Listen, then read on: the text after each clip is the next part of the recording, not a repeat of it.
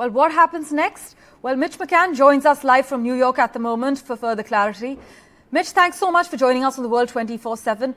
Now, falsifying business records carries a maximum sentence of 4 years in prison. But because the crime is non-violent and Trump has no prior convictions, any prison time is far from guaranteed. What can one expect at this stage? Well, most legal experts and scholars here in the United States who have been speaking about this issue say it's most likely that Donald Trump will actually get a fine for this. But Judge McCann, as you say, can sentence him to probation or prison or anything he likes. Donald Trump could go to jail for up to 4 years as a result of this. But as I say, that's very unlikely.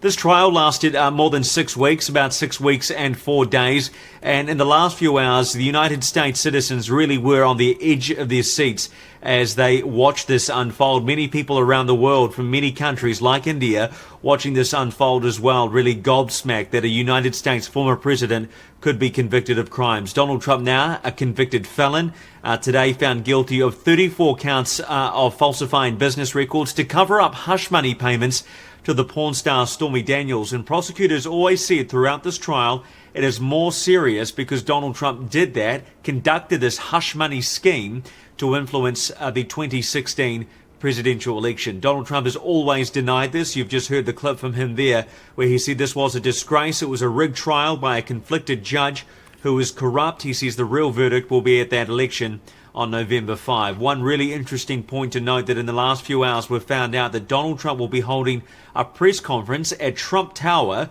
in about 13 hours from now. We have no idea what Donald Trump is going to say, although we can guess it might be along the lines of what we've just heard, that he's very unhappy about this. Well, we do look forward to what that press conference reveals. But as per legal experts, as Mitch is reporting, Trump is likely to get a fine for this.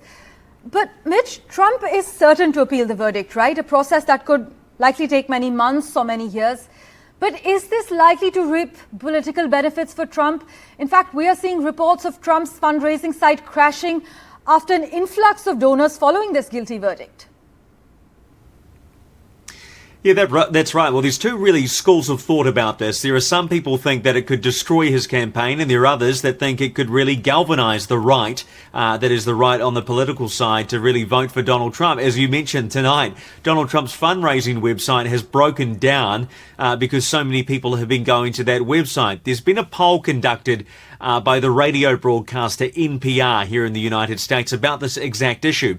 And what they found is that 60% of voters said they wouldn't change their mind, or they would not consider changing their mind based on a potential guilty verdict in this case. So it seems the majority won't be swayed, but Donald Trump may find some support here if his fundraising website is anything to go by.